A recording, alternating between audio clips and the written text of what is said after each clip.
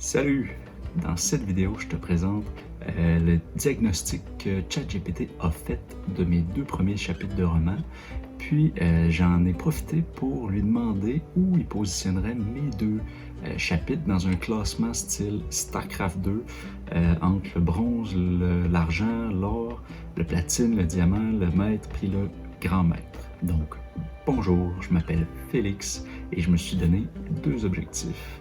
Écrire un roman d'environ 100 pages d'ici la fin de l'année 2025, puis de faire une vidéo par semaine qui présente mes états d'avancement, les bons coups, les mauvais coups, puis en espérant que ça te donne le goût de commencer toi aussi. Donc, commençons avec les forces.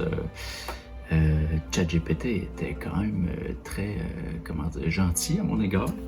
Donc, la première, une voix singulière, ambitieuse, une prose dense, ce qui va être probablement aussi une faiblesse, introspective, et elle s'appuie sur des images symboliques récurrentes, le fil d'or, le faucon, l'ours, le casque spartiate, le signet qui signe une vraie identité.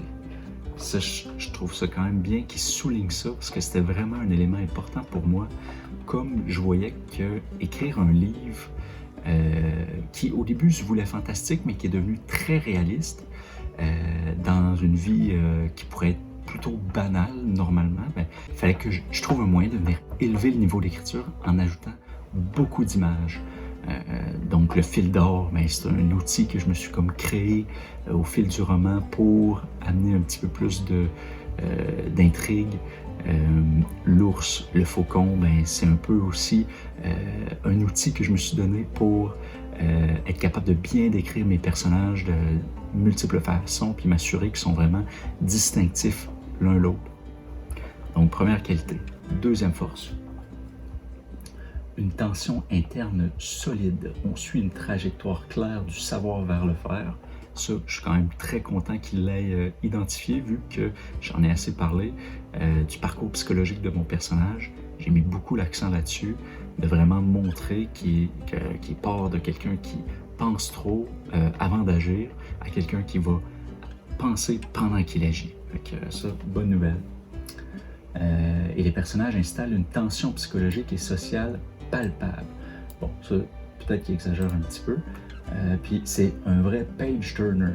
Bon, à mon avis, là, il me flatte pas mal dans le sens du poil, mais au moins qu'il ait vu de passer du savoir au faire, ça montre que je suis probablement dans la bonne voie.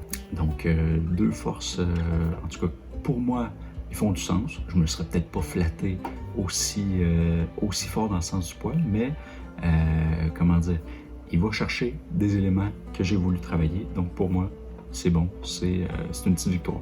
Mais maintenant, les défis. Ça, c'est plus crunchy, plus intéressant même. Donc, la priorité, c'est d'équilibrer la densité et la clarté. C'est ça que je disais, la prose dense. Je veux pas, on le voit avec le type de livre que j'ai en arrière. J'ai pas lu beaucoup de romans, j'ai surtout lu des essais. Donc le côté philosophique, le côté idéologique, j'essaye de l'intégrer, mais je le sais clairement qu'actuellement, il est encore un peu trop lourd, même si j'essaie de l'alléger au maximum au fur et à mesure. Donc, ta richesse est un atout, mais elle peut saturer le lecteur, 100% vrai, si elle n'est pas modulée. Concrètement, alterner des longueurs de phrases pour créer un souffle, une longue qui creuse, une courte qui tranche. Ça, probablement une bonne idée pour m'assurer que la structure est, donne un certain dynamisme, qu'on tombe pas juste dans une longue tirade philosophique, mais qu'on rebondisse rapidement avec quelque chose de plus dynamique, puis qu'il y a quelque chose de balancé. Clairement, c'est quelque chose que je peux travailler. Deuxième défi, filtrer les images. Garde 1 à 2 métaphores fortes par paragraphe, celles qui portent vraiment le sens. 3.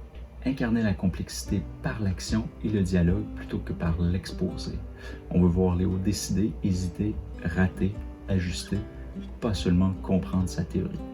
Ça aussi, je suis 100% d'accord, puis ça revient au concept, un des premiers concepts que j'ai parlé dans une des premières vidéos, c'est le show don't tell. Ouais, c'est ça, show don't tell, il me semble. Oui, show, donc tel. Mais encore une fois, beaucoup plus facile à dire qu'à faire. Parce qu'une fois que tu vois un passage où tu dis la chose, mais tu veux la montrer, ben, ça ne veut pas dire que tu sais comment bien la montrer. Fait c'est un défi en soi d'essayer de trouver la bonne façon de montrer quelque chose de philosophique ou une réflexion théorique. Fait à travailler, ça, certainement. Mais c'est intéressant de voir que ChatGPT semble être programmé pour, en tout cas avec moi, utiliser une stratégie de la pièce, là, où chaque force fait germer jusqu'à un certain point sa faiblesse. Fait que, ça fait beaucoup de sens. Sinon, le classement style StarCraft. Aujourd'hui, je me situe entre argent et or. Une voie affirmée, des fondations solides, la lisibilité reste le principal chantier.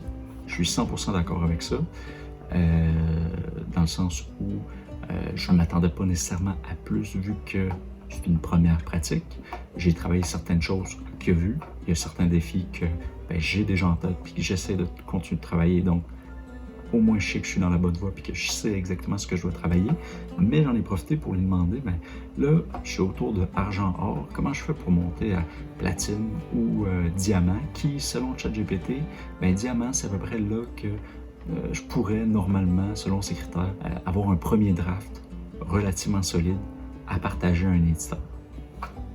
Donc, le cap à court et moyen terme, c'est de maîtriser le rythme, avoir une complexité incarnée, des images sélectionnées spécifiquement, un registre cohérent, une tension fluide du début à la fin.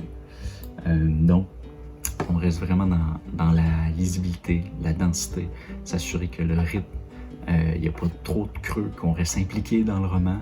Donc, en conclusion de cette petite analyse rapide, clairement, la densité, la clarté, je dois garder la richesse, parce que c'est ça un peu qui me différencie. Je dois alterner les longueurs avec des moments un peu plus explosifs. Je dois limiter les images, m'assurer que seules les images les plus percutantes sont maintenues dans le texte, puis les autres, je les enlève pour être sûr de ne pas alourdir inutilement non plus le texte. Puis encore une fois, travailler le show dont tel pour m'assurer que on peut dire théoriquement certaines choses, là, ça je pense pas qu'il y a nécessairement un enjeu, mais dans la majorité des cas, faut que l'histoire porte d'elle-même les éléments théoriques. Faut que le lecteur puisse les deviner en ressentant ce que vit le personnage dans son contexte. Donc, courte vidéo cette semaine. C'est un autre format un peu en lisant sur l'ordinateur. Je sais pas de quoi ça va avoir l'air au montage, mais sinon, un énorme merci d'avoir été avec moi cette semaine, encore une fois. Là, je choque un petit peu là, d'envoyer mes 2 premiers chapitres à parents, amis, famille. Là, je me suis dit, OK, demain, vendredi, donne-toi une dernière relecture du 2e chapitre. Mais après ça, j'ai pas le choix de l'envoyer. De toute façon, on va toujours avoir des affaires à améliorer. Il faut que je l'envoie. Donc, encore une fois, merci. Puis on se revoit la semaine prochaine. Ciao!